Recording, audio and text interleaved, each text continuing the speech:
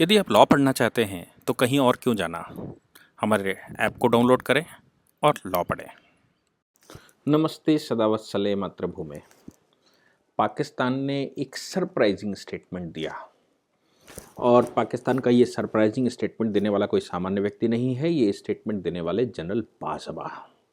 हम सब जानते हैं, पूरा संसार जानता है कि पाकिस्तान में इमरान खान सरकार अगर किसी के दम पर चल रही है तो वो जनरल बाजवा हैं।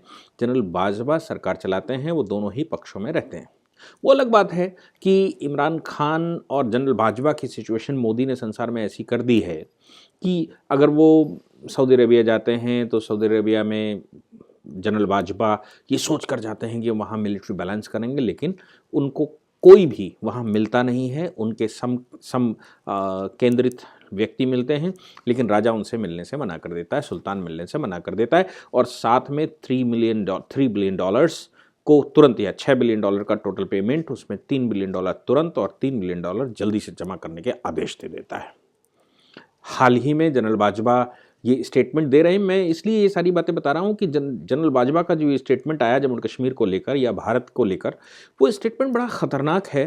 पाकिस्तान के इंटरनल, यानी कि जनरल बाजवा के लिए भी खतरनाक है, इमरान खान सरकार के लिए भी खतरनाक है, क्योंकि इमरान खान सरकार इस समय वहाँ पर बुरी तरह से फंसी हुई है। सारे अपोजिशन ने हाथ मिला लिए हैं और अब मिलिट्री के अगेंस्ट में वहाँ की जो पॉलिटिकल पार्टियां हैं, नवाज शरीफ की बेटी और सब खड़े हो गए हैं।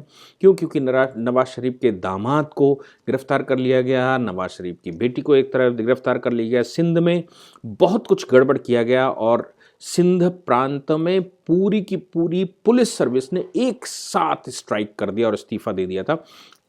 ये सिचुएशन पाकिस्तान में चल रही है। इस सिचुएशन के अतिरिक्त यूएई, पाकिस्तान या मुस्लिम कंट्रीज़ को अपना बहुत हिमायती मानता है, लेकिन मुस्लिम कंट्री उसको मुसलमान भी नहीं मानते। क्यों नहीं मानते? क्योंकि वो हिंदुस्तानी मुसलमान है और उसको हिंदी कहा जाता है।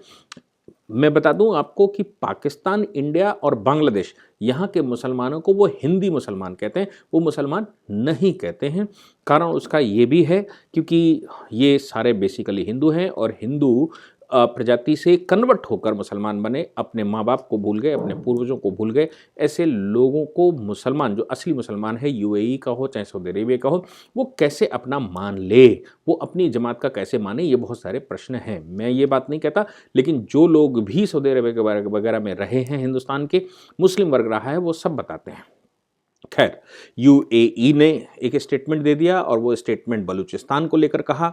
बलूचिस्तान के लोगों को यूएई के सुल्तान ने कल, या वहाँ के जो मिनिस्टर्स हैं, बहुत कंसर्न पर्सन हैं, मिलिट्री फोर्सेस के व्यक्ति हैं, उन्होंने कल स्टेटमेंट देते हुए कहा कि बलूचिस्तान के लोगों को बॉम्ब डिस्ट्रीब्यूट करना चाहिए और बॉम्ब डिस्ट्रीब्यूट इस तरह से करें कि पाकिस्तान और चाइना मिलकर अगर बलूचिस्तान में कोई गड़बड़ी करता है तो उन लोगों के पास बॉम्ब होंगे, उन बॉम्बों से, बंदूकों से वो अपने आप को डिफेंड कर लेंगे। आप सोच सकते हैं कि किस सिचुएशन में पाकिस्तान जा चुका है। मलेशिया में पाकिस्तान का एयरक्राफ्ट जो किसी हिंदुस्तानी कंपनी जो दुबई में चलती है, उस कंपनी से लीज पर ले रखा था, उसको वहाँ जब्त किया जाता है। जब तक पैसे नहीं जमा करवा लिए जाते कुछ, तब तक उसको छोड़ा नहीं जाता है, जिसको वो कुआलालंपुर को या वो मलेशिया को अपना बहुत अच्छा मित्र मानता है।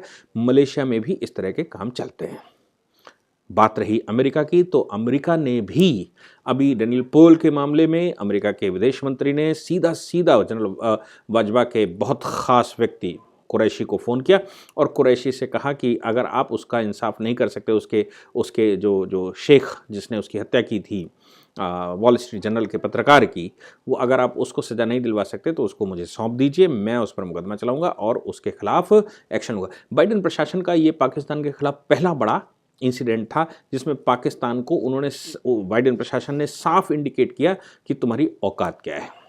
अभी जनरल बाजवा, ये सब प्रक्रिया के बाद जनरल बाजवा ने आज स्टेटमेंट दिया। वो स्टेटमेंट क्या था? वहाँ पाकिस्तान में graduation ceremony of Pakistani air force cadets के समापन समारोह में उन्होंने बोला कि हिंदुस्तान और पाकिस्तान को सारी दुश्मनी भुलाकर, बड़े प्रेम का संदेश वो देते हैं, कहते हैं कि सारी दुश्मनी भुलाकर एक साथ आ जाना चाहिए और अपने जम्मू कश्मीर को लेकर सारे इश्यूज रिजॉल्व कर लेने चाहिए। ये जनरल बाजवा का स्टेटमेंट। इसका मतलब ये होता है कि जनरल बाजवा कुछ और ख़तरनाक सोचने का विचार कर रहे हैं।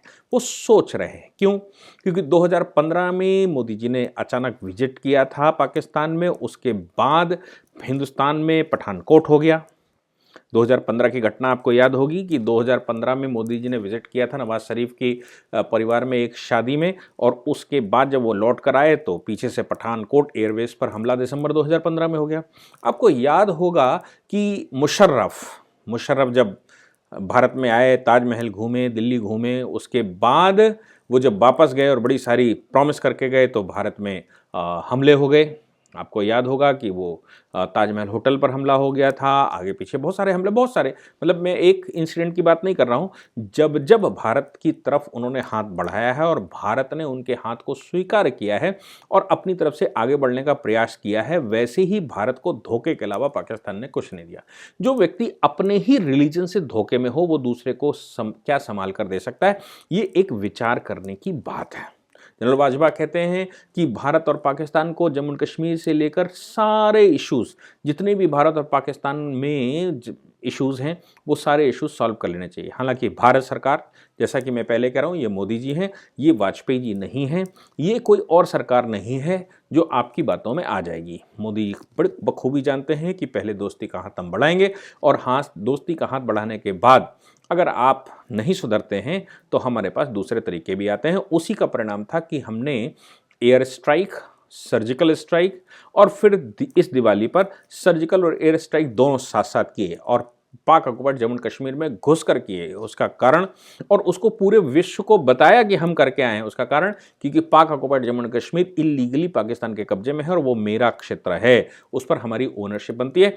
इसलिए हमको पूरा अधिकार है कि अगर कोई टेररिस्ट कैंप उस एरिया में डेवलप हो रहा है, पाकिस्तान कुछ गलत गतिविधि उस एरिया में चला रहा है, तो भारत सरकार उस पर स्टेप ले।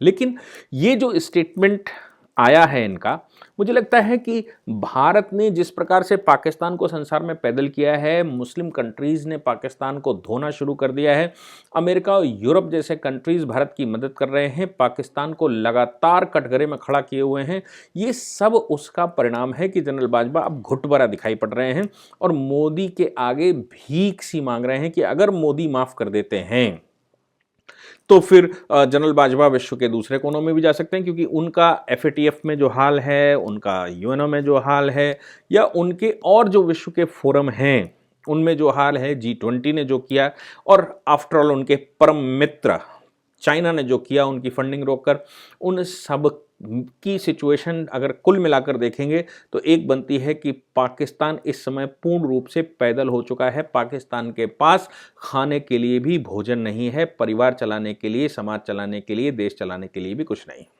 और इसीलिए जनरल बाजवा पाकिस्तान की सत्ता को कब्जा नहीं कर रहे हैं, नहीं तो पाकिस्तान की ऐसी सिचुएशन में वो अब तक कब्जा कर चुके होते हैं, जैसा कि पीछे अयूब खान से लेकर और परवेज मुशर्रफ तक होता आया है। कमज़ोर प्रधानमंत्री और मजबूत प्रधानमंत्री कैसा भी रहा हो, लेकिन सत्ता की ज़रूरत जिस समय पाकिस्तान की आर्मी को पड़ी है, पाकिस्तान की आर्मी ने पाकिस्तान पर कब्जा कर ही लिया है हमेशा। लेकिन अभी इकोनॉमिक हालत इतनी खस्ता मोदी की वजह से हो चुकी है संसार में कि पाकिस्तान इस स्थिति में नहीं है, या जनरल बाजवा इस स्थिति में नहीं है कि वो पाकिस्तान की सत्ता संभाल सकें। अगर वो पाकिस्तान की सत्ता संभालते हैं तो ये निश्चित है कि वो उसको चला नहीं पाएंगे। क्यों? क्योंकि मोदी मैजिक या जो इकोनॉमिक सिचुएशन है वो बहुत बहुत ख़राब है, और पाकिस्तानी आर्मी के पीछे पाकिस्तानी सिविलियंस जा चुके हैं। चाइनीज़ आर्मी के पीछे तो गिलगिट बाल्टिस्तान के लोग हैं ही। चाइनीज़ आर्मी को जहाँ कहीं भी देख लेते हैं, गिलगिट बाल्टिस्तान के लोग अगर वो अकेला पा जाते हैं तो सीधा हमला कर देते हैं। दूसरा, पाकिस्तानी आर्मी को जहाँ कहीं भी पा जाते हैं तो वहाँ पर भी हमले हो रहे हैं। बलूचिस्तान में लगातार जो अनरेस्ट की सिचुएशन है उस पर वहाँ के जनरल लोग, जो सामान्य लोग हैं या वहाँ की आबादी है, वो उन पर हमला कर देती है। और सिंध का हमने प्रकरण देखा ही है कि सिंध में किस प्रकार से पुलिस ने भी पाकिस्तानी आर्मी के खिलाफ मोर्चा खोल दिया, और नवाज शरीफ की पार्टी का हमने देखा ही कि वो किस प्रकार से मोर्चा खोले हुए हैं, और वो सारे एकजुट हो चुके हैं, एक मंच पर आ चुके हैं। और विश्व पटल में भी पाकिस्तान की सिचुएशन बहुत खराब है। ऐसी सिचुएशन में पाकिस्तान का टूटना लगभग तय है। अगर भारत के साथ किसी भी प्रकार का छोटा बड़ा भी युद्ध हो जाता है तो पाकिस्तान के टुकड़े टुकड़े होने संभव हैं। और जब तक मैं जैसे कह रहा हूं कि चीन जिस प्रकार से इंटरवीन कर रहा है और वो गिलगित बाल्टिस्तान को हड़पने के चक्कर में पड़ा हुआ है या पूरे के पूरे पाकिस्तान को हड़पने के चक्कर में पड़ा हुआ है, वो और मुश्किलें पाकिस्तान की खड़ी कर देता है। इसलिए पाकिस्तान इस समय क्या करे, उसके पास एक ही सोल्यूशन बनता है कि बड़े भाई से समझौता करके कुछ समय के लिए, लगातार तो उनकी प्रवृत्ति बदल नहीं सकती क्योंकि पाकिस्तान का निर्माण ही उन्होंने दारुल इस्लाम हिंदुस्तान को फतेह करने के लिए किया था, इसलिए उनकी परमानेंट स्थिति या परमानेंट तो वो सोच ही नहीं सकते।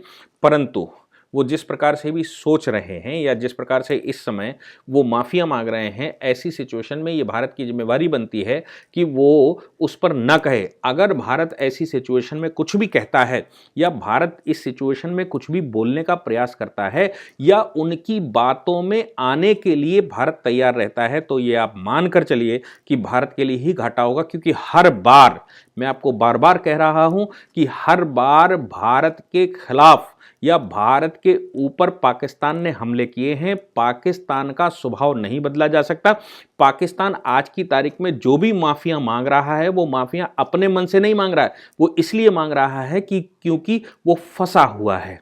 और जब फंसा हुआ पाकिस्तान माफिया मांग रहा है, ऐसी सिचुएशन में भारत के द्वारा माफ किया जाना बहुत खतरनाक और भारत के लिए बहुत नुकसानदेह होगा। इसके लिए मैं पूरे देश से आह्वान करता हूं कि आप लोग इन न्यूज़ों को स्प्रेड आउट करें, किस प्रकार मोदी मैजिक संसार पर चल रहा है और मोदी जी किस प्रकार से पाकिस्तान जैसे कंट्रियों को पैदल कर रहे हैं। Thank you very much. इस पूरी ऑर्गेनाइजेशन को चलाने के लिए आप नीचे डिस्क्रिप्शन से हमारे ऐप को डाउनलोड कर सकते हैं, जिससे कि लॉ स्टूडेंट्स को, लॉयर्स को और आम आदमी जो लॉ जानना चाहता है वो पेड क्लासेस का लाभ ले सकता है।